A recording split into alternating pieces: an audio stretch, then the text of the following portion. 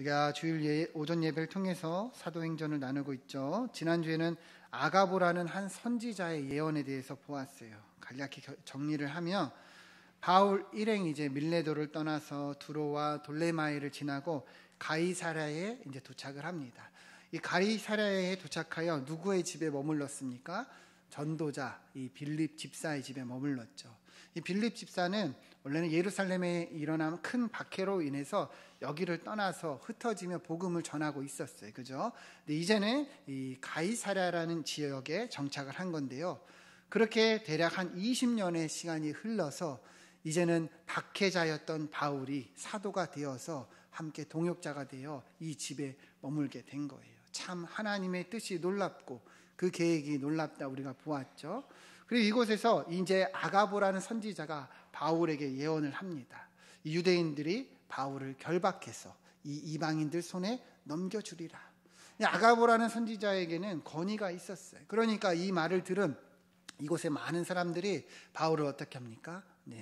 가지 말라 강권을 하는 거예요. 바울이 가면 이제 결박이 있다 하니까 가지 말라. 그곳에 고생하니 가지 말라 합니다. 그러나 바울이 뭐라고 얘기합니까? 바울이 뭐라고 얘기를 했어요?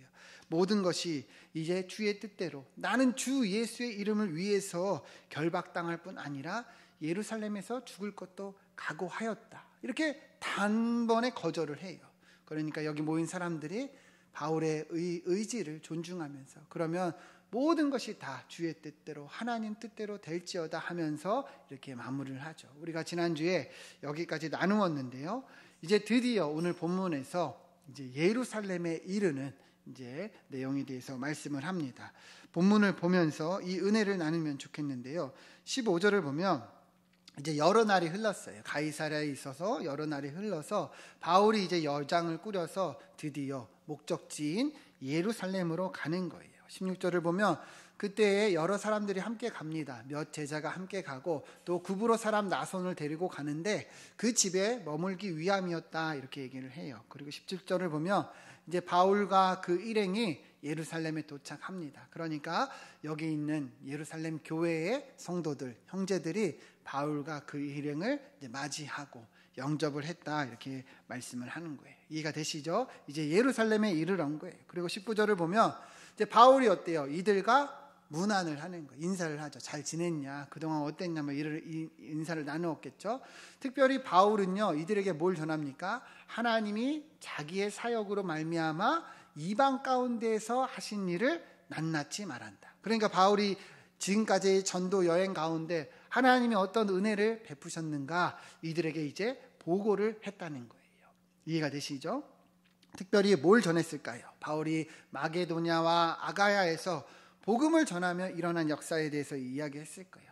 모든 열방이 주께 돌아오고 회개하고 회심하며 귀신들이 떠나가고 병든 자가 고침을 받고 원래는 미신을 쫓던 자들이 이제는 돌아와서 마술책을 불사르고 그렇게 열방이 주님께 돌아오는 역사가 일어났다 이제 전하였겠죠. 특별히 바울이 지금 예루살렘으로 오는 이유는 어려움을 당하는 이 교회를 돕기 위함이에요. 그래서 마게도냐와 아가야 지방에 그렇게 세워진 교회들이 이들을 위해서 연보했습니다. 헌금했습니다. 그러니 여러분 잘 보세요. 이제는 그 이방 교회가 예루살렘 교회를 돕고자 하니 이 예루살렘 교회가 어떤 마음이 들겠어요? 감사함이 들겠죠. 그래서 20절을 보면 이들의 하나님께 영광을 돌렸다 얘기를 합니다. 어떤 일이 일어났는지 이해가 되시죠? 그러니까 바울을 통해서 일어난 역사, 또 자기들을 돕겠다 하는 역사를 들으니 감동이 되었던 거예요. 하나님이 하시는 일만 들어도 사실 여러분 은혜가 되잖아요. 그죠? 우리가 요즘에 다니엘 기도회 하지만 사실 많은 사람들이 다 자기가 경험한 하나님, 일어난 간증들을 해요.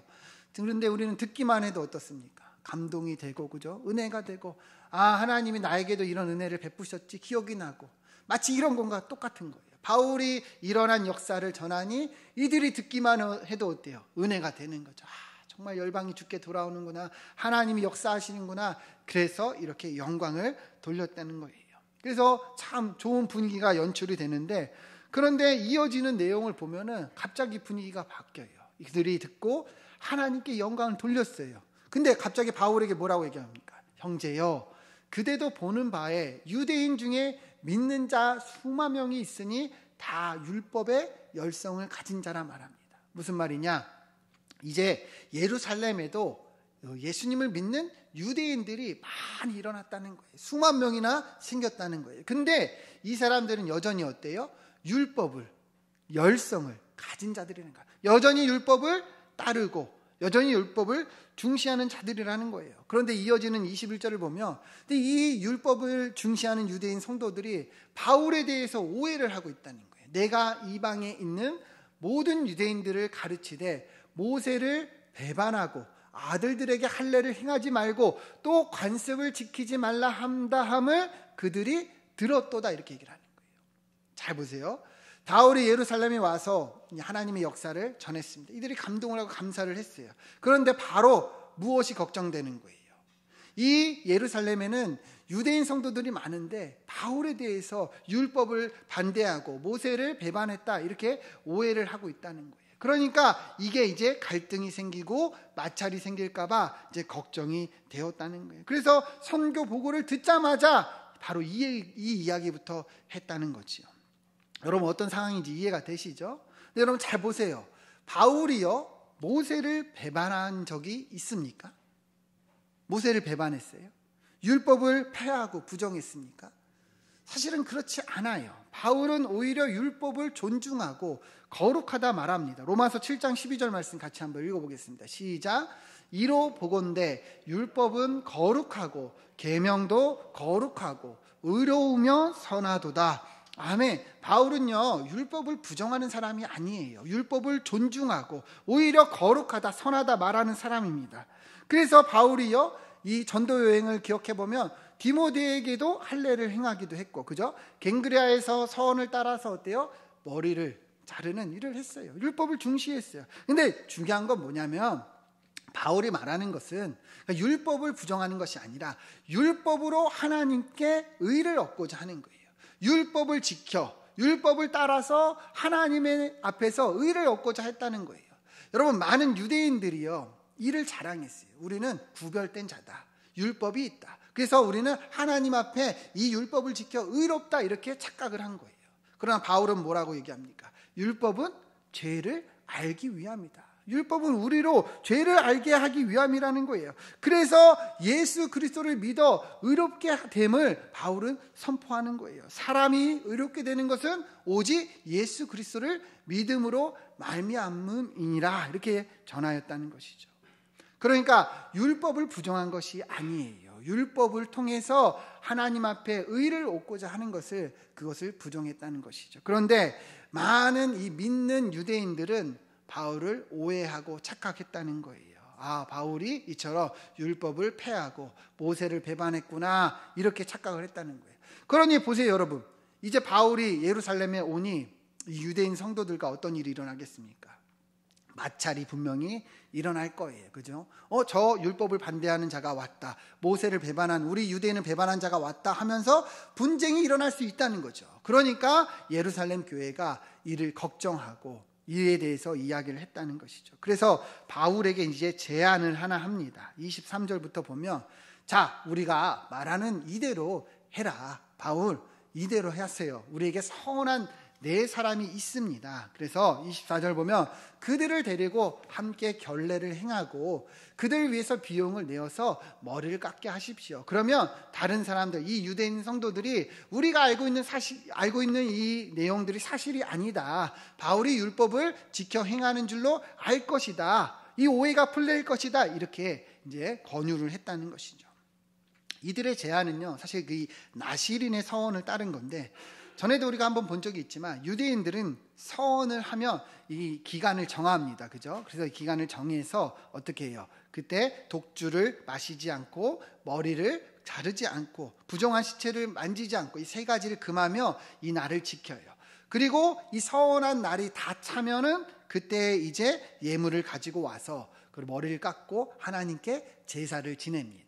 이해가 되시죠? 근데 이 예루살렘 교회에 이러한 성도가 4명이나 있다는 거예요. 그러니까 바울이 함께 이제 이방에서 왔으니까 이 결례를 행해라, 제사를 지내면서 이들의 비용을 내주라는 건데요. 이때에 이러한 제사를 지낼 때 가난한 사람들을 그 비용을 내주는 것을 유대인들은 이것을 경건하게 여겼어요. 좋게 여겼어요. 그러니까 바울이 이들의 비용을 내주면 어때요?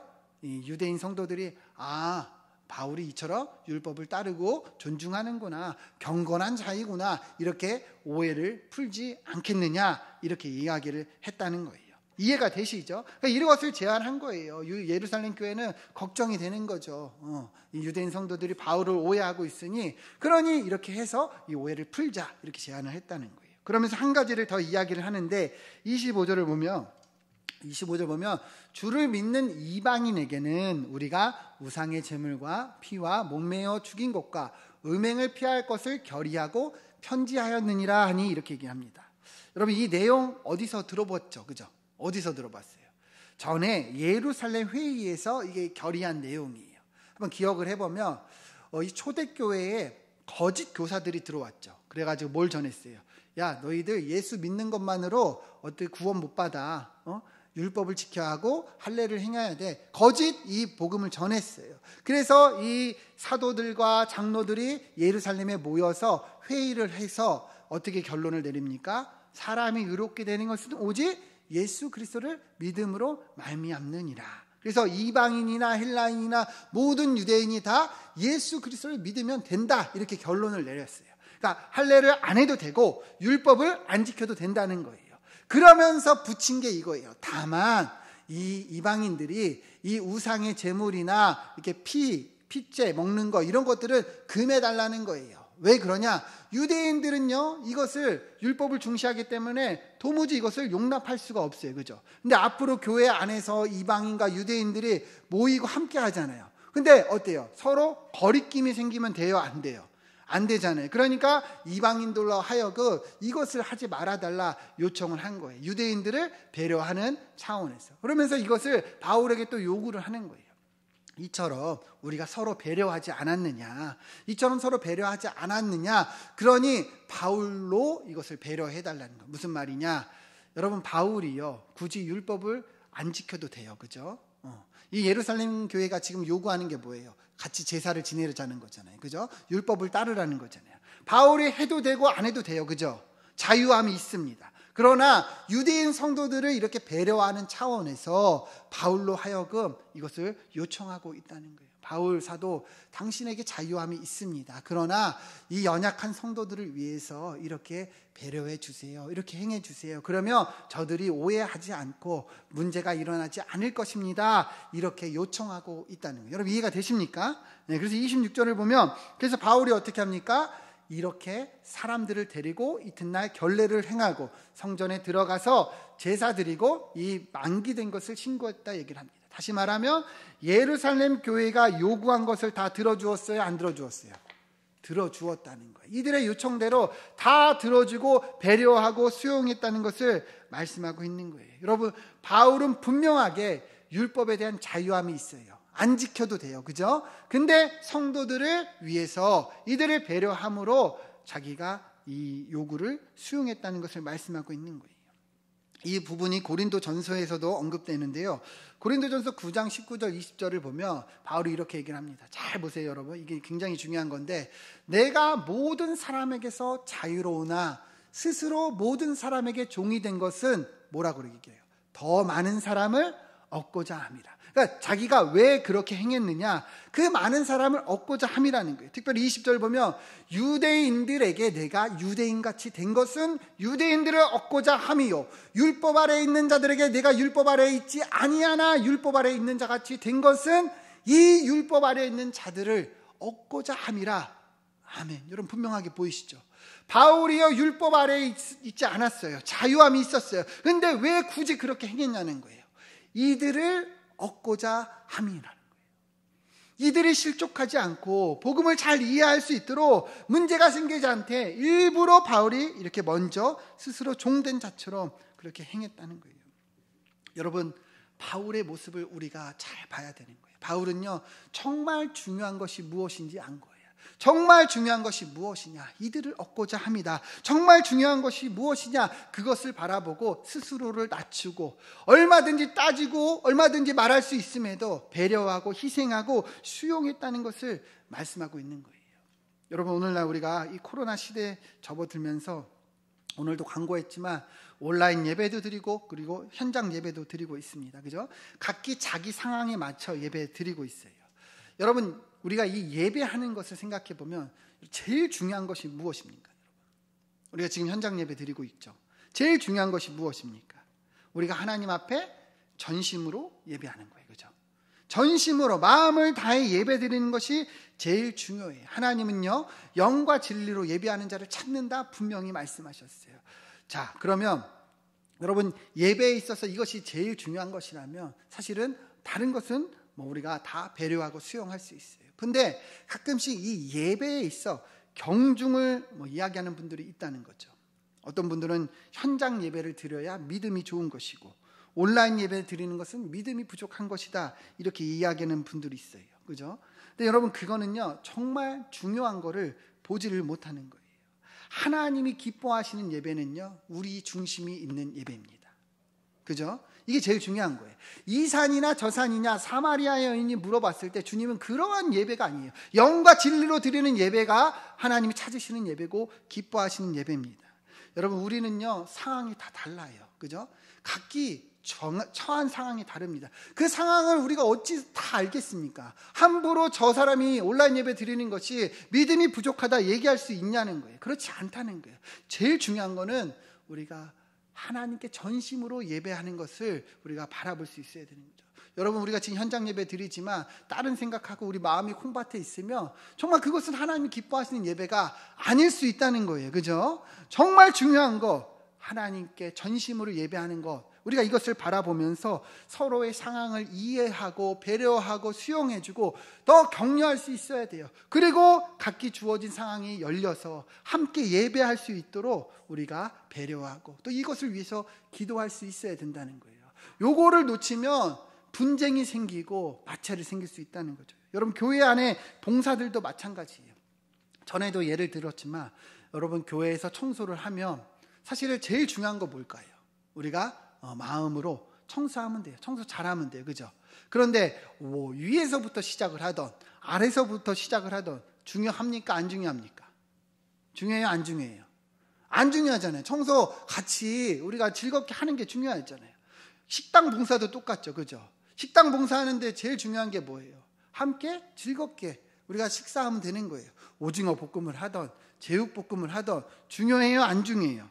안 중요해요. 근데 교회 안에서 이게 관계적인 게 그리 간단하지가 않아요. 내가 위에서부터 하자고 했어요. 청소를. 집사님 위에서부터 청소하시오. 근데 집사님이 그래요. 권사님 밑에서부터 하는 게 편해요. 밑에서부터 해야 돼요. 사실 별거 아니에요. 그죠? 근데 사람이 기분이라는 게 어때요? 안 좋죠. 그죠? 내가 제육볶음 하자고 그랬어요. 근데 저 집사님이 오징어 볶음 하재요. 사실 별거 아니에요. 그죠? 근데 그 말을 듣는 순간 우리 감정이 상해요? 안 상해요? 상하다는 거예요. 근데 이게 반복되면요 이제는 문제가 이제 중요한 게 바뀌어요. 교회 봉사가 중요한 게 아니에요. 내 자존심이 중요한 거예요. 내 기분이 중요해요. 감정이 중요해요. 그래서 어떻게 돼요? 정말 중요한 것을 놓치게 되는 거죠. 그래서 사단이 이런 거를 잘 이용해요. 결국에 내 자아가 걸리게 하는 거예요. 결국에 내 자존심이 문제가 돼서 교회 안에 문제와 분쟁이 일어나게 할 수 있다는 거예요. 여러분, 이제 좀 있으면 이런 날 올 거예요. 오늘 본문을 잘 기억하세요. 반드시 이러한 분쟁과 문제가 우리 교회 안에 일어날 수 있다는 거죠. 여러분, 그때에 오늘 말씀을 잘 기억하세요. 내가 지금 뭘 하고 있나? 정말 중요한 걸 놓치고 있구나. 내 자존심에 걸리고 있구나. 내 자아에 걸리고 있구나. 그래서 정말 하나님 기뻐하시는 것을 놓치고 있구나. 우리가 볼 수 있어야 되는 거죠. 여러분, 바울 잘 보세요. 바울은요 사도예요. 사도라는 것은요 권위가 있고 그리고 위치가 있는 거예요. 이 예루살렘 교회가 요청할 때요 바울이요 자기의 위치로 분명하게 거절할 수 있어요. 오히려 따질 수도 있는 부분이에요. 왜 믿는 자가 율법을 따라 행하니? 너네 그렇게 배웠니? 그게 맞니? 이렇게 따라 행할 수도 있어요. 충분히 거절할 수도 있어요. 그러나 바울이 그렇게 합니까? 안 그래요. 한마디도 하지 않아요. 다 이들의 요구를 수용하고 다 그대로 행해요. 분명하게 위치도 있고 자유함도 있으나 하나도 안 따졌어요. 왜 그래요? 정말 중요한 게 무엇인지 보았기 때문이죠. 저들을 얻는 거, 저 영혼들을 얻는 거, 저들이 실족하지 않고 저들이 시험 들지 않게 바울은 자기를 낮추고 배려하고 수용했다는 거예요. 우리도 똑같은 거예요. 우리가 그리스도인으로서 진짜 중요한 것을 볼 수 있어야 돼요. 그래서 우리도 배려하고 수용하고 희생할 수 있어야 됩니다. 우리 주변에, 우리 교회에 성도들을 얻는 거, 교회를 세우는 거, 우리 직장 안에서 저 사람을 배려하고 저 사람을 위하는 것이라면 우리도 얼마든지 낮아지고 또 수용할 수 있어야 된다는 거죠. 여러분, 우리가 충분히 따질 수 있어요. 그죠? 옳고 그름 얘기할 수 있어요. 이게 맞냐 아니냐 얘기할 수 있어요. 그러나 왜 그렇게 얘기 안 하냐는 거예요. 그보다 더 중요한 게 뭐냐. 바울처럼 바라보면 그럴 수 있다는 것이죠. 우리 마태복음 17장 24절부터 내용을 보면 베드로가 가버나움에 이르니 이 반세계를 받는 자들이 묻습니다. 이 사람 누구냐면 성전세를 받는 사람들이에요. 성전세를 받는 사람들이 베드로에게 물었어요. 너하고 너의 선생 예수님은 왜 이 세금을 내지 않느냐, 반세계를 내지 않느냐 물었어요. 25절 보면 베드로가 말합니다. 내신다 하고 그리고 집에 들어갔는데 예수님이 베드로한테 묻는 거예요. 너 생각은 어떠냐? 너 생각은 어떠냐? 우리가 생전세를 내는 게 맞냐 틀리냐 이거죠. 그러면서 묻습니다. 임금들이 누구에게 관세와 굿세를 받느냐? 자기 아들들에게 받냐? 아니면 타인에게 받냐? 그리고 베드로가 대답을 하죠. 당연히 타인에게입니다. 여러분, 임금이 자기 아들들에게 세금을 받습니까? 안 받죠. 이 말은 뭐예요? 예수님이 성전세를 낼 이유가 있다는 거예요? 없다는 거예요? 없다는 거잖아요. 내가 굳이 낼 필요 없어. 왜냐? 예수님은 하나님의 아들이잖아요. 그죠? 성전세를 받는 분이지 내는 분이 아니잖아요. 그런데 27절 보면 예수님 뭐라 그래요? 그러나 우리가 그들이 실족하지 않게 위하여 네가 바다에 가서 낚시를 던져 고기를 가져 입을 열면 거기에 한 세겔이 있을 거니까 너와 내 것을 위해 내라. 이렇게 말씀하세요. 여러분, 하나님의 아들이요, 충분히 성전세를 내지 않아도 되지만 내신다는 거예요. 왜요? 그 영혼이, 그 사람이 실족하지 않기 위해 그렇게 하셨다는 거죠. 여러분, 이것이 주님의 마음이에요. 하나님이신 분이요, 자기의 권위와 위치가 있음에도 오히려 한 영혼을 실족하지 않기 위해 그것을 따르고 순종했다는 거예요. 수용했다는 거예요. 여러분, 이것이 우리가 보여야 되는 거예요. 정말 중요한 것이 무엇인지 보여야 되는 거예요. 주님이 이것을 우리에게 말씀하고 또 우리에게 보여주고 계시는 겁니다. 여러분의 위치보다, 내 자리보다, 우리의 옳음과 그 논리보다 더 중요한 것이 뭐예요? 그 한 사람을 용납하고 수용하는 것이라는 거예요. 그 한 사람을 실족치 않게 우리가 따지고 들지 않고 우리가 충분히 말할 수 있음에도 그러지 않고 배려할 수 있어야 된다는 거예요. 여러분, 예수님은요, 우리에게 먼저 이러한 사랑을 보이셨습니다. 우리 빌립보서 2장 5절부터 보면 사도 바울은 이렇게 얘기합니다. 너희 안에 이 마음을 품으라. 이 마음이 뭐예요? 예수님의 마음이라. 여러분, 이 마음을 품어야 된다는 거예요. 이 마음은 뭔지 잘 보세요. 6절 보면 그는, 예수님은요, 원래 하나님과의 본체예요. 하나님이세요. 그죠? 근데 하나님의 자리를 내려놓으셨어요. 그 자리를 취하지 않고 내려오셨어요. 그래서 7절을 보면 오히려 자기를 비워서 종의 형체를 가지사 사람같이 되었다. 여러분, 하나님이신 분이 사람이 되셨다는 거예요. 하나님이신 분이 그 자리를 비워서 사람과 같이 되셨다는 거예요. 그래서 8절을 보면 사람의 모양으로 나타나사 자기를 낮추시고 죽기까지 복종하셨다. 여러분, 하나님이신 분이 그렇게 자기 자리를 내려놓고 죽기까지 했다는 거예요. 여러분, 왜 예수님이 그 자리를 내려놓으시고 왜 죽으셨습니까? 왜 십자가에서 죽으셨어요? 여러분과 저를 살리시기 위해서잖아요. 그죠? 여러분과 저를 사랑하사 그 말도 안 되는 일을 행하신 거예요. 여러분, 하나님이신 분이 그 자리를 비워서 사람이 되신 것은 우리가 이게 굴러가는 바퀴벌레 되는 것보다 더 심한 거예요. 그죠? 하나님이신 분이 사람이 되신 것이 그처럼 심한 거예요. 근데 죽기까지 하셨다는 거예요. 왜요? 여러분과 저를 살리시기 위해서, 사랑하셔서. 그러니 여러분, 우리가 그 말도 안 되는 사랑을 받은 자들이라는 거예요. 논리적으로 여러분 이게 말이 됩니까? 이치적으로 말이 됩니까? 말이 안 되잖아요. 여러분 벌레를 위해서 죽을 수 있어요? 말이 돼요? 안 되잖아요. 근데 하나님이 인간이 되사 우리를 위해서 죽으셨다는 거예요. 그 사랑을 여러분 제가 받았다는 거예요. 그러니 우리도 그렇게 그 사랑을 나타내고 살아갈 수 있어야 된다는 것이죠. 여러분 오늘 본문을 잘 보세요.